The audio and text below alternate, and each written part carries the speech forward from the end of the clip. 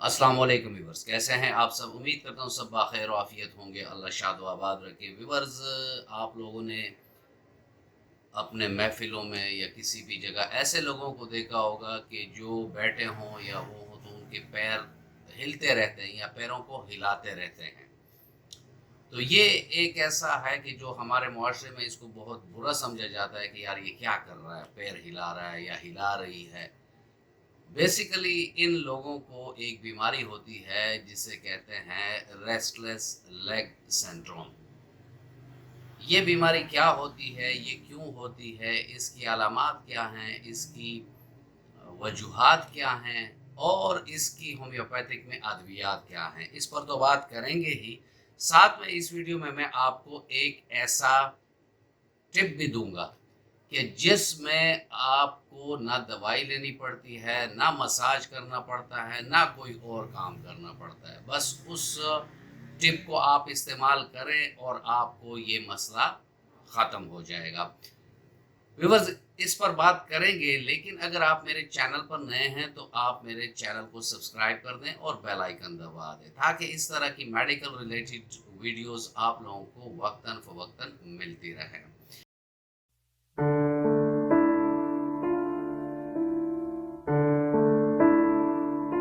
Viewer, restless leg syndrome ये एक ऐसी न्यूरोलॉजिकल डिसऑर्डर है कि जिसमें मरीज के पैरों में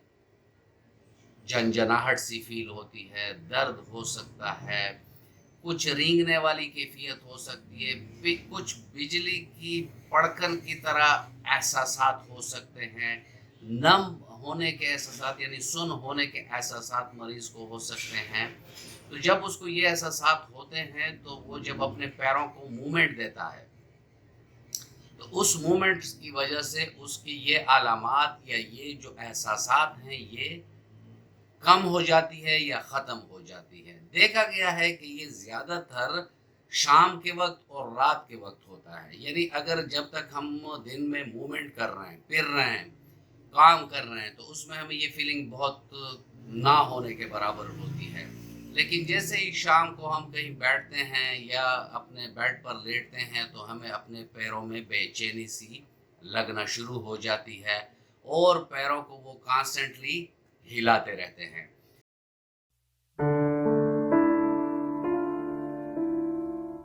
तो ये किस वजह से होता है, क्या क्या इसमें वजूहात है। इसमें पहली वजह जो है वो है जेनेटिक काज के अगर फैमिली में ये मसला वालदेन में है, दोनों वालदेन माँ या बाप की तरफ से किसी में है तो बच्चों में भी ये मसला हो सकता है। बाज ओल्ड एज के लोग जो हैं जिनको पार्किंसन हुआ पड़ा है और डोपामिन का जो बैलेंस है वो ख़राब हुआ पड़ा है या वो डोपामिन उसमें कम आ रहा है तो वहाँ भी ये मसला हो सकता है। वो औरतें जो 6 से 9 महीने की प्रेगनेंसी में होती हैं उनको भी ये रेस्टलेस लेग सिंड्रोम हो सकता है। इसके अलावा ऐसे लोग जो सारा दिन बहुत थके होते हैं यानी उनके पैरों का इस्तेमाल बहुत ज़्यादा हुआ होता है या ऐसे लोग जो जिम में या एक्सरसाइज में बहुत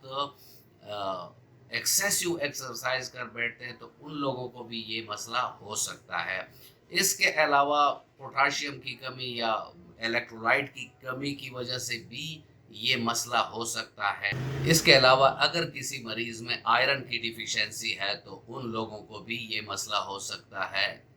किसी को लंबर वर्टिब्रिज में यानी कमर के जो मोहरे हैं उसमें डिसलोकेशन हो, स्टेनोसिस हो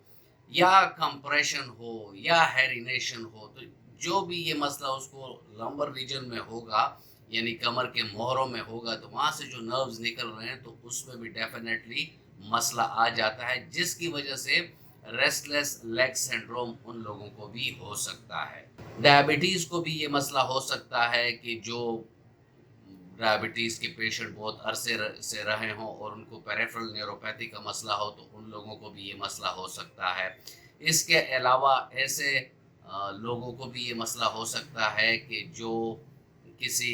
स्ट्रेस स्ट्रेन में हो, परेशानी में हो और लाशऊरी तौर पर उनके जिस्म में दर्दें उठ रही हों और उन दर्दों में पैरों की तरफ या एक्सट्रीमिटीज़ की तरफ वो उसको नमनेस या क्रॉलिंग की कैफियत या उसमें दर्दों की कैफियत हो तो वो लोग भी ریسٹلیس لیگ سنڈروم کے شکار ہو سکتے ہیں۔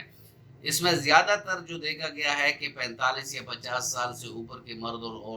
عورتوں میں کچھ زیادہ ہی یہ مسئلہ ہوتا ہے، کیونکہ عورتوں میں جو 2 ہارمون ہیں ایسٹروجن اور پروجسٹران، اس کی وجہ سے، اس کی امبیلنس کی وجہ سے یا اس کے اپ اینڈ ڈاؤن کی وجہ سے بھی لوگوں کو ریسٹلیس لیگ سنڈروم ہو جاتا ہے۔ ایسے لوگ جو زیادہ نشہ کرتے ہوں، یعنی تمباکو کا استعمال زیادہ ہو یا شراب کا استعمال زیادہ ہو، تو ان لوگوں کو بھی ریسٹلیس لیگ سنڈروم ہو جاتا ہے۔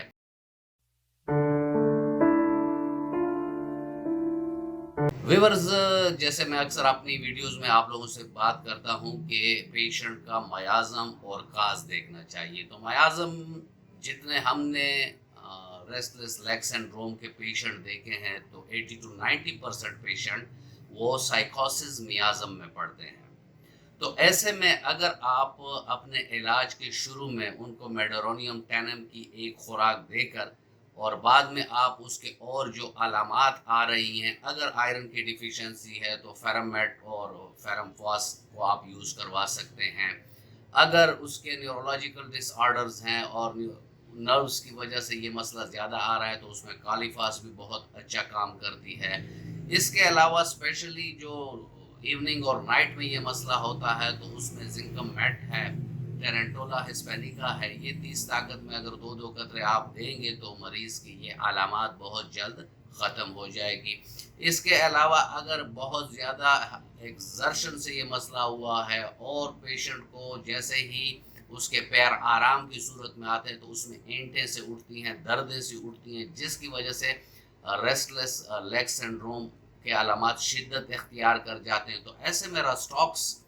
200 طاقت میں 2 قطرے صبح 2 شام اگر آپ دیں گے تو اس سے بھی یہ مسئلہ بہت احسن طریقے سے حل ہو جائے گا۔ پھر دوستو ارجنٹم نائٹریٹیکم ایسے پیشنٹس کو آپ دے سکتے ہیں کہ جن کی ریسٹلیس لیگز کی وجہ یہ ہوتی ہے کہ ان کی جو کاف ہے یعنی پنڈلی کی جو مسلز ہیں اس میں ریجیڈیٹی آ جائے، سختی آ جائے، یا جسے ہم کہتے ہیں کہ جیسے پل ہوئے ہوں، اس میں درد ہوتا ہے، پل ہونے کی کیفیت ہوتی ہے۔ تو ایسے میں ارجنٹم نائٹریٹیکم اگر 30 طاقت میں 2 قطرے صبح دوپہر شام دیے جائیں تو کاف کی جو ریجیڈیٹی ہے وہ بھی ختم ہوگی، یعنی سختی اس میں ختم ہو جائے گی، ساتھ میں اگر اس میں پین اور بے چینی سی محسوس ہو رہی ہے تو وہ بھی ختم ہو جائے۔ پھر دوستو ایسے مریض آ جاتے ہیں کہ ان کی جسم سے بہت زیادہ خون کا ضیاع ہو جائے۔ آئرن کا میں نے آپ کو فیرمفاس فیرمیٹ تو بتا دیا، لیکن اگر اس کے جسم سے خون کا ضیاع بہت زیادہ ہو گیا یا اس مریض کو دستیں زیادہ لگ گئی ہیں اور اس کے باڈی سے الیکٹرولائٹ بیلنس کم ہو گئی ہیں، یعنی جسم سے وائٹل فلوئڈز جو ہیں، جو زندگی کو قائم رکھنے والے فلوئڈز ہیں، ان کا ضیاع ہو جانا، اور اس کی وجہ سے ریسٹلیس لیگ سنڈروم اگر اس کو ہو جائے تو ایسے میں چائنا 30 کو آپ یاد رکھیں، 2 قطرے صبح دوپہر شام آپ اس کو دیں گے تو اس سے خون کی کمی بھی پوری ہوگی، اس کے باڈی کے اور جو فلوئڈز کی کمی ہوئی ہوگی وہ بھی پوری ہوگی، اور ریسٹلیس لیگز سنڈروم میں آپ کو واضح فرق نظر آئے گا اور آپ شفا یاب ہو جائیں گے۔ جیسے ویڈیو کے سٹارٹ میں نے آپ کو بتایا کہ میں آپ کو ایک ٹپ بھی دوں گا کہ جو بغیر دوائی کے اگر آپ اس کو استعمال کریں گے تو آپ کو یہ مسئلہ نہیں ہوگا۔ گرمی ہو سردی ہو، ٹھنڈے پانی میں 4 سے 5 منٹ تک اگر آپ اپنے پیر سونے سے پہلے رکھیں گے، یعنی کسی پاٹ میں پانی لے لیں ٹھنڈا اور اس میں پیر تقریباً 4 سے 5 منٹ رکھ لیں، اس کے بعد آپ سو جائیں۔ لوگوں کو بھی ریسٹلیس لیگ سنڈروم کی علامات میں واضح کمی نظر آئی ہے اور ان کو اس سے نجات ملی ہے۔ اس کے علاوہ تمباکو نوشی اور کسی بھی قسم کے نشے سے آپ پرہیز کریں، بیلنس ڈائٹ کھائیں تاکہ آپ کے باڈی میں الیکٹرولائٹ اور آئرن کی کمی نہ ہونے پائے، تو آپ کو یہ مسئلہ کبھی نہیں ہوگا۔ ویورز، یہ تھا آج کا ٹاپک اور میں امید کرتا ہوں کہ آپ کو اچھا لگا ہوگا۔ اگر آپ کو اچھا لگا ہے تو ویڈیو کو لائک کر دیں اور فرینڈ اینڈ فیملی ممبرز کے ساتھ اس کو شیئر کر دیں۔ ملتے ہیں کسی ایسی ہی اچھی ویڈیو میں، تب تک کے لیے اجازت، اللہ حافظ۔